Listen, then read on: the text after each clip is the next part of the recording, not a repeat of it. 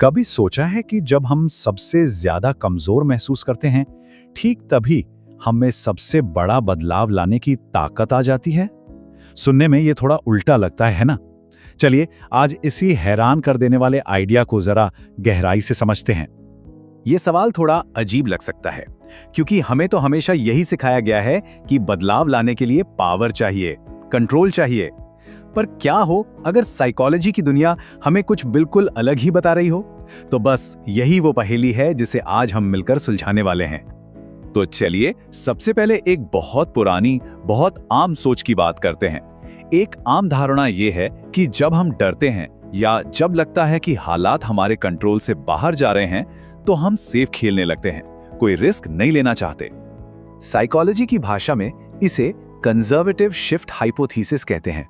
आसान शब्दों में इसका मतलब ये है कि डर हमें एक तरह से स्टेटस को का, यानी जो जैसा है वैसा ही चलने दो वाली सोच का गुलाम बना देता है। हम बदलाव से घबराते हैं और पुरानी जानी पहचानी चीजों से ही चिपके रहना चाहते हैं। ऐसा माना जाता था कि ये हमारे दिमाग का खुद को बचाने का एक तरीका है। तो यहां से कहानी में दो रास्ते निकलते हैं। एक तरफ है ये पुरानी सोच जो कहती है कि जब हम अकेले कमजोर पड़ते हैं तो हम सरकार या समाज जैसे बड़े सिस्टम में सहारा ढूंढते हैं और किसी भी तरह के बदलाव का विरोध करते हैं। लेकिन दूसरी तरफ है एक बिल्कुल नया और सच कहूं तो क्रांतिकारी आइडिया, जिसे कहते हैं ग्रुप बेस्ड कंट्रोल थियरी। ये थियरी कहती है कि जब मैं की ताकत कम होती है ना, तो हम की ताकत जन्म लेती है और यही हम की ताकत बदलाव का एक पूरा तूफान ला सकती है। तो ये हम की ताकत आखिर है क्या चीज? देखिए, हम सब सिर्फ अकेले इंडिविजुअल तो है नहीं, हम किसी ना किसी ग्रुप का, किसी कम्युनिटी का हिस्सा हैं। और जब लगता है ना कि हमारी अपनी पर्सनल दुनिया बिखर रही है, तब हम अपने ग्रुप में ही एक तरह से सहारा ढूंढते हैं। और बस यहीं पर असली जादू होता है।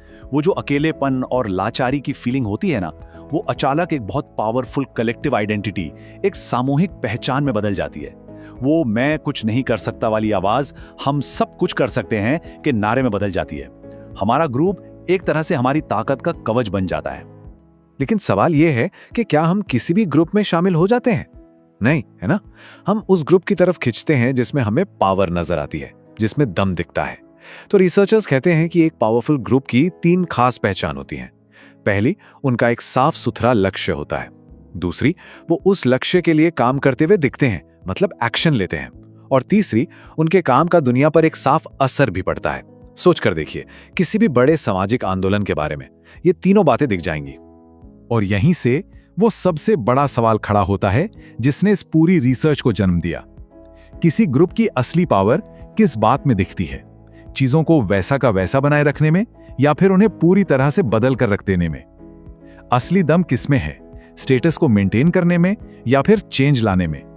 तो इसी सवाल का जवाब ढूंढने के लिए रिसर्चर्स ने 2 बड़े ही चालाकी से डिजाइन किए गए एक्सपेरिमेंट्स किए।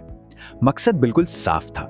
यह देखना था कि जब लोगों से उनका सेंस ऑफ कंट्रोल छीन लिया जाता है, जब उन्हें पावरलेस फील होता है, तो वो किस ग्रुप को चुनते हैं, बदलाव लाने वाले को या फिर सब कुछ पहले जैसा रखने वाले को। तो ये एक्सपेरिमेंट काम कैसे करता था, चलिए समझते हैं। सबसे पहले उन्होंने पार्टिसिपेंट्स के एक ग्रुप को जानबूझकर पावरलेस महसूस कराया। कैसे? उन्हें अपनी जिंदगी का कोई ऐसा पल याद करने को कहा गया जब वो बिल्कुल लाचार थे। फिर उन्हें यूनिवर्सिटी में सुधार के लिए कुछ प्रपोजल्स दिखाए गए। और यहाँ एक ट्रिक थी। एक प्रपोजल को ऐसे पेश किया गया जैसे उनके ही 82% साथी उसका सपोर्ट कर रहे हैं, मतलब इसे एक ग्रुप नॉर्म बना दिया गया। और सबसे बड़ा ट्विस्ट यहाँ था, उसी प्रपोजल को कभी बदलाव लाने वाला बताया गया तो कभी यथास्थिति बनाए रखने वाला।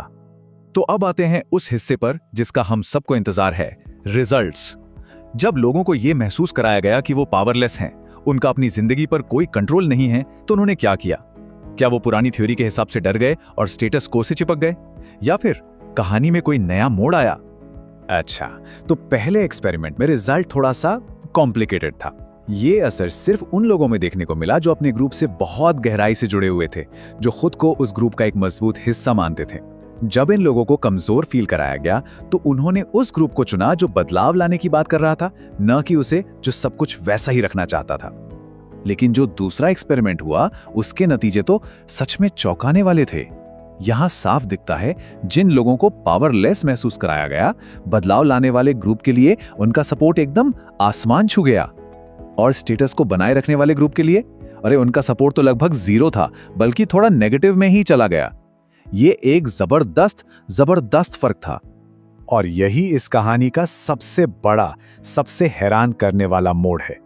जिन लोगों से उनका कंट्रोल छीना गया था, उन्होंने स्टेटस को कुछ सिर्फ इग्नोर नहीं किया, वो एक्टिवली जानबूझकर उसके खिलाफ हो गए। मतलब ऐसा लगा जैसे उनके लिए स्टेटस को बनाए रखना एक तरह से कमजोरी की निशानी बन गया था और बदलाव लाना ही अपनी पावर वापस पाने का अकेला रास्ता था। तो ठीक है, ये तो हुई लैब की बात, पर इन नतीजों का हमारी असल दुनिया के लिए क्या मतलब है? इसका असर बहुत गहरा है, खासकर आज के समय में जब समाज में इतनी अनिश्चितता और बेचैनी का माहौल है।